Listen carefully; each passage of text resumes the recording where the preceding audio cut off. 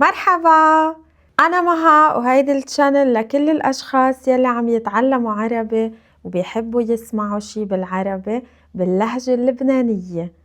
واليوم قبل ما بلش بدي أقول إنه اشتريت تليفون جديد. ما بعرف إذا ملاحظين الفرق بالصورة. اشتريت هيدا التليفون بفضل دعمكن لإلي، ميرسي كتير على هيدا الدعم، أنا كتير مبسوطة وكتير بقدر هيدا الشي. الموضوع اليوم حلو أكيد. أنا رح أحكي عن ليه في كتير لبنانية بيحكوا مع أولادن بالإنجليزي مش بالعربي كل يوم بحياتهم اليومية.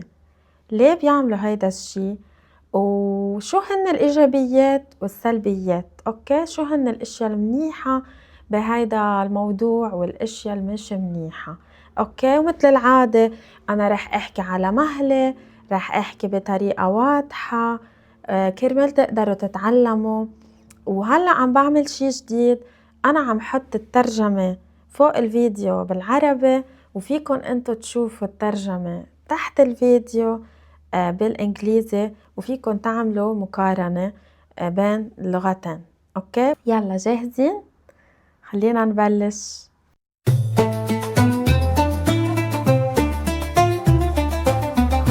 أول شي إذا بدنا نحكي ليش بيحكوا اللبنانية مع أولادهم بالإنجليزي، ليه بيعملوا هيدا الشي؟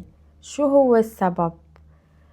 رح خبركن إنه بلبنان بالمدرسة الولد لما يفوت على المدرسة على عمر 3 سنين ببلش يتعلم مش لغة أجنبية وحدة، لغتين. أوكي، يعني أنا بمدرسة ابني على عمر 3 سنين هو بلش يتعلم أكيد عربي فصحى وإنجليزي وفرنسي، وبعرف إنه هيدا الشي مش موجود بكل بلاد العالم. هيدا الشي حلو أكيد صراحة. الولد ببلش يتعلم لغات أجنبية من عمر صغير، وبعدين لما يكبر بالمدرسة في كتير مواد، يعني في كتير اشياء بيتعلمها، في كتير مواد بتكون باللغة الأجنبية مثل فيزياء، كيمياء، رياضيات رح يتعلمون بالإنجليزي مش بالعربي، بلس بيتعلم معهم لغة فرنسية ثانوية. عشان هيك الولاد من عمر صغير بيتعودوا على اللغة الأجنبية. فأنا بالنسبة لإلي هيدا واحد من الأسباب.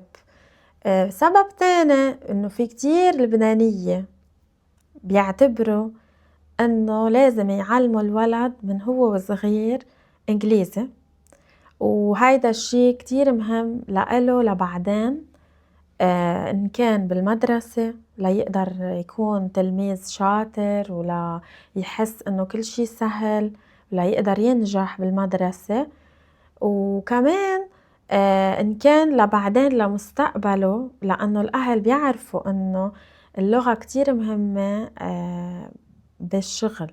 اللغة الإنجليزية بهيدا الأيام كتير مهمة بالشغل. الولد بعدين إذا بده يشتغل أي شي مطلوب إنه يكون بيعرف يحكي لغة إنجليزية منيح. ومش بس هيك، يعني بلبنان هيدا الموضوع أوكي كتير مهم بكل العالم، بس نحنا هون إذا أي شخص هلأ بده يروح يشتغل، بده يعمل مقابلة، بده يبلش شغل جديد، بده يعمل مقابلة مع المدير أو مع أي شخص، أوقات كتير المقابلة كلها بتكون بالإنجليزي مش بالعربي، إنه نحنا بلبنان ليش بالإنجليزي؟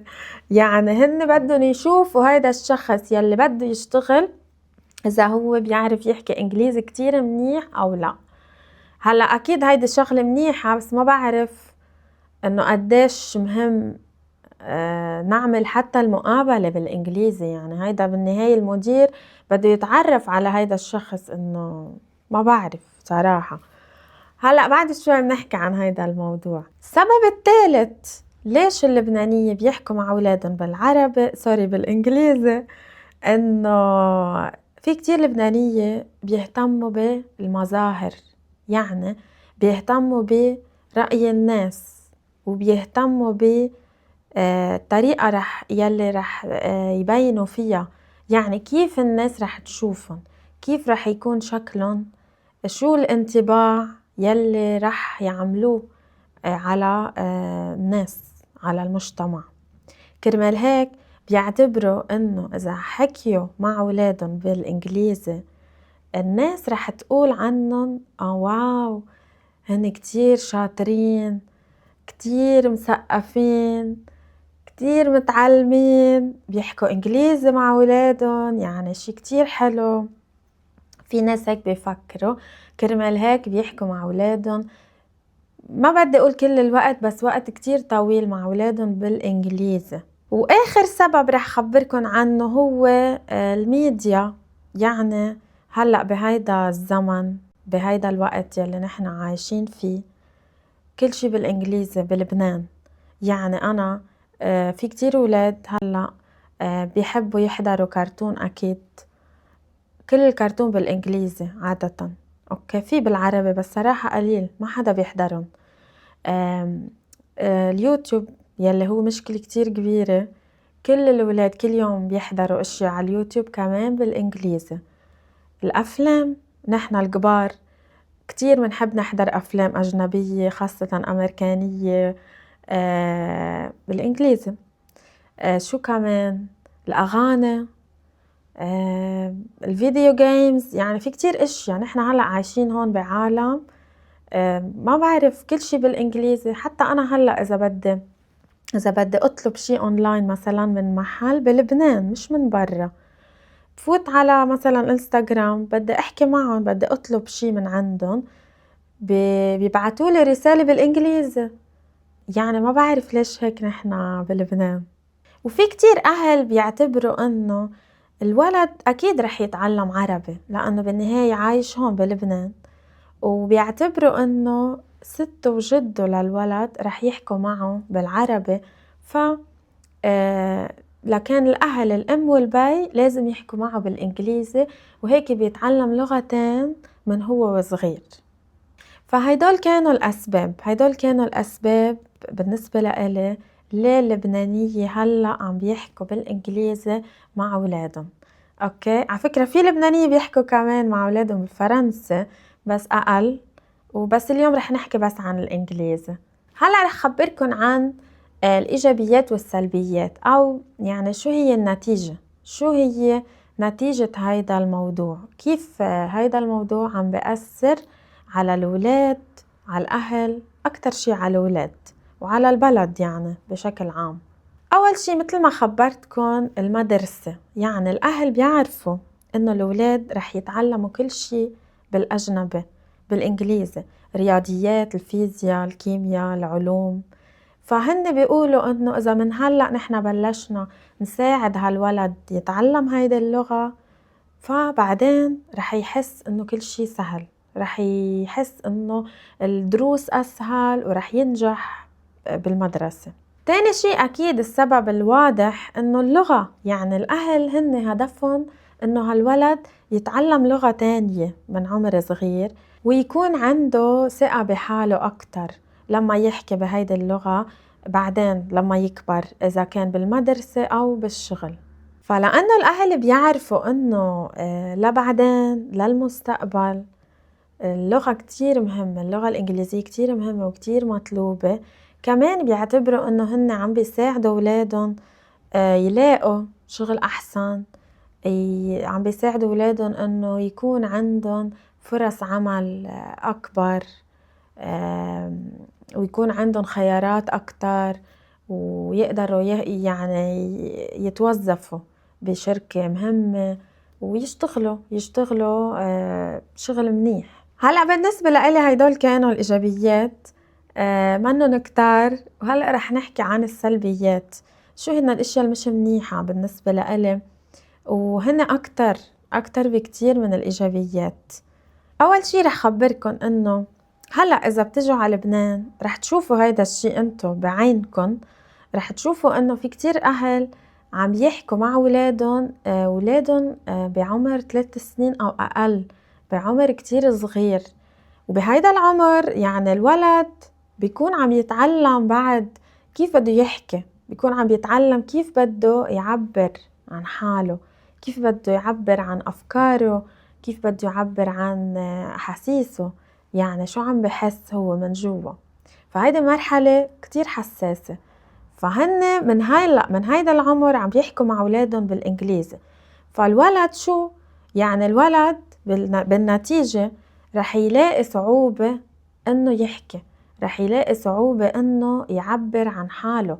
يعني بكل بساطة إذا بده يحكي جملة، إذا بده يقول شي، ما رح يقدر يعبر مزبوط بالعربي، أو يمكن يقول نص الجملة بالعربي ونص الجملة بالإنجليزي، وهيك عم بيصير هلأ كتير. تاني شي تواصل بين هيدا الولد وبين، ما بدي أقول أهله، أوكي أهله بيحكوا معه بالإنجليزي كتير منيح، عم بيفهموا على بعض.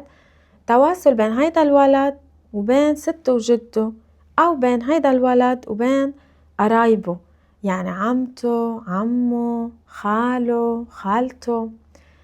هول الأشخاص يمكن يكونوا ما بيعرفوا إنجليزي، أوكي؟ فإذا هو عم يحكي بالإنجليزي معهم، هن ما رح يفهموا عليه، رح يصير في مشكلة بالتواصل بين هيدا الجيل الكبير وبين هيدا الولد. وهيدا الشي بيصير لأنه الأهل بيقولوا ايه نحن بنحكي مع ابننا بالإنجليزي وخليه يحكي بالعربي مع تيتا وجده وخاله وعمته، بس يمكن كمان ما يقدر يحكي مع تيتا وجده. يعني أنا مثلا بيي ما بيحكي إنجليزي كتير، يعني بيعرف كم كلمة بس. إذا أنا ابني بدي يحكي معه بالإنجليزي وهو already بيي ما بيسمع منيح، يعني كيف بده يصير التواصل بين الاثنين؟ مستحيل، يعني كتير رح يصير صعب. ثالث شغلة، الولاد رح يحسوا شوي بالضياع، رح يضيعوا. يعني مثل ما خبرتكم قبل شوي، بالنتيجة هن رح يطلعوا لا بيعرفوا يحكوا بالعربي ولا بيعرفوا يحكوا بالإنجليزي. هيك أنا بالنسبة لإلي. شو يعني؟ أكيد كتير منيح إذا بيحكوا بالإنجليزي، برافو، من هن وصغار. بس إذا هيدا الولد بده يحكي جملة وما رح يعرف يقولها كلها أو بالعربي أو كلها بالإنجليزي، يعني بالآخر رح يطلع هو لا إنجليزي ولا عربي، ما بيعرف كل شي بالإنجليزي وما بيعرف كل شي بالعربي، رح يضيع بين اللغتين. هلا يمكن تقولوا لي انه مبلا الولد بيتعلم لغة اكتر من لغة هو صغير، مزبوط، وانا ابني بيحكي اكتر من لغة، بس يعني ما بعرف كيف بدي اقولها. هيدول الاهل عم يحكوا مع اولادهم يعني شوي بالانجليزي، مش كل شي. يعني هيدا الولد الشي اللي عم ياخده من اهله ما بعرف اذا كافي، يعني ما بعرف اذا هيدا بكفي انه هو يحكي الانجليزي بطلاقة. يعني بالنهاية هيدي منا هي اللغة الام تبع الاهل، وما رح يعرفوا يقولوا كل شي بهيدي اللغة. والولد لما يكبر عم بيحكي نص انجليزي ونص عربي، هيدا الشي رح يعمل مسافة، او رح يخلق مسافة شوي بين هيدا الولد وبين ثقافته، يعني بين هويته العربية، بين ثقافته، بين التقاليد، بينه وبين التقاليد. يعني رح يحس يمكن من جوا انه هو منه عربي او منه 100% لبناني، وبنفس الوقت هو كمان رح يحس انه هو منه اجنبي، يعني هو منه امريكاني اكيد، وما عنده العادات والتقاليد والثقافة تبع الامريكان او الاجانب يلي بيحكوا انجليزي. فهو رح يضيع كمان بعدين لما يكبر، خاصة بعمر المراهقة، رح يبلش يسأل حاله أنا مين وأنا شو بدي، هيدا الأسئلة. يعني هو already رح يصير في ضياع بدون هيدا الموضوع. فكيف إذا كمان عم بيحكي نص إنجليزي ونص عربي، هيدا الشيء أكيد رح يأثر على هويته وعلى ثقافته وعلى علاقته ببلده وبتقاليده. وهلأ للأسف يعني نتيجة هيدا الشيء في كتير ناس بتعتبر إنه إذا شخص عم بيحكي 100% عربي ما عم بيحكي ولا كلمة إنجليزي، بحسوه إنه هو قديم، أو هو مش متعلم، أو مش مثقف، مع إنه أكيد ما إلها علاقة. يعني إذا أنا بلبنان ليش بدي أحكي إنجليزي؟ وإذا أنا حكيت عربي يعني أنا في شي غلط فيي، أو إنه أنا مش متعلمة، إنه شو خص هاي بهاي. هون للأسف هلأ هيك الناس عم بتفكر، وهيك الناس عم بتشوف الأمور. هيك هن بيعتبروا، لأنه صارت الأغلبية يعني الأكترية عم يحكوا كتير إنجليزي بحياتهم اليومية مع أولادهم ومع أصحابهم، يعني مش بس مع أولادهم. بالنسبة لألهم هيدا الشي بيعطي صورة حلوة عنهم. أوكي، يعني أنا هلأ بعرف أحكي إنجليزي، بس ليش بدي أحكي إنجليزي مع أي حدا يعني بلبنان؟ ليش؟ شو السبب يعني؟ وليش أنا بدي أهتم برأي هيدا الشخص يلي أنا ما بعرفه أصلا، ويمكن ما شوفه ولا مرة بحياتي؟ ليش بدي أهتم برأيه؟ وأنا ما يعني ما خلص ما عادش رح شوفه أبدا بحياتي. ما بعرف شو الفكرة والله. بس يعني هلأ أنا مثلا من أسبوع رحت على المول، إذا بفوت على المول وبقول مرحبا بيردوا علي هاي، ما بيقولوا مرحبا أو مرحبتين، ما في مرحبا، بيقولوا الصبايا هلأ أغلبيتهم هاي، هلو، بونجور. هلا بونجور أوكي. ما بعرف، بس إنه ليش حتى يعني قلت لها للصبية اللي بتشتغل بالمحل إنه بدي أشوف شال، بدي أشوف شالات. قالت لي ايه بدك تشوفي سكارفات؟ يعني هيك ردت علي. قلت لها ايه سكارفات. يعني ما بعرف ليش انه عيب، يعني عيب اذا نحنا بنحكي بالعربي، عيب اذا نحنا بنحكي بلغتنا. وين الغلط؟ يعني اذا نحنا بلبنان ما بدنا نحكي بالعربي، وين بدنا نحكي بالعربي؟ ما بعرف. يعني هلأ اللبنانية بيعتبروا انه هيدا الشي منه كتير كول، منه كتير حلو. نحن بنحكي كل شي 100% بالعربي، وما بنحط هيك كلمات إنجليزي هون وهون. نحن مش كول، أو ما بعرف، يعني ما عنا برستيج، مش مثقفين. وهيدول اللبنانية هن ذاتهم لو بيعرفوا بس إنه قديه في ناس أجانب بدهم يتعلموا لهجتنا وبدهم يتعلموا يحكوا عربي، وعم يدفعوا كتير مصاري ليتعلموا هيدي اللهجة، ورح يجوا على لبنان يشوفوا بعد شوي انه حتى اللبنانية ما عم بيستعملوا هيدي اللهجة، ما عم يحكوا فيها. يعني نحن عم نحاول نكون مثل الأجانب بكل شي وباللغة كمان، والأجانب هن مهتمين بثقافتنا وبلغتنا، وعم بيحاولوا انه يتعلموا هيدي اللغة ويحكوا مثلنا أكتر مننا نحن بعد شوي يعني. فما بعرف. آخر شي بدي أقول يعني هي المشكلة مش باللغة أكيد، وأنا كتير بحب اللغات وبحب أتعلم لغات، وبدي أعلم ابني وعم علمه لغات ومن هو صغير. بس المشكلة وين؟ المشكلة لما تصير هيدي اللغة تاخد محل اللغة الأم. يعني نحن لازم نتعلم لغة أجنبية أكيد، أنا مع هيدا الشي، بس مع اللغة الأصلية، مع اللغة الأساسية. مش نتعلم اللغة الأجنبية وننسى لغتنا ونبطل نعرف نحكي لا بالإنجليزي 100% ولا بالعربي 100%. فخاصة هيدي ظاهرة، يعني ظاهرة جديدة بلشت أكيد مش من هلأ، من قبل، بس هلأ زادت. هلأ إذا بتجوا على بيروت، ببيروت أكيد أكتر من أي منطقة تانية بالمدن، يعني أكتر شي إذا بتجوا بتشوفوا، إذا بتسمعوا أي صبية عم تحكي أو أي شاب رح تشوفوا قديه نص الحديث إذا مش كل الحديث عم بيكون بالإنجليزي. للأسف يعني. هيدا كان موضوعنا لليوم، بتمنى يكون عجبكن، وخبروني بليز إذا عندكن شي سؤال، إذا بتحبوا تقولوا لي أي شي. أنا كتير بحب أقرأ تعليقاتكن، وبدي أقول ميرسي كتير لكمان الأشخاص يلي عم بيدعموني على باتريون وعلى يوتيوب. أنا كتير بقدر دعمكن، وإذا أنتوا بتحبوا تاخدوا النص تبع هيدا الفيديو تبع كل البودكاست لتقدروا تشوفوا الكلمات وتتعلموا، فيكن تروحوا على باتريون وتشتركوا. بتمنى نهاركن يكون حلو، وإن شاء الله بشوفكن بفيديو جديد. مع السلامة.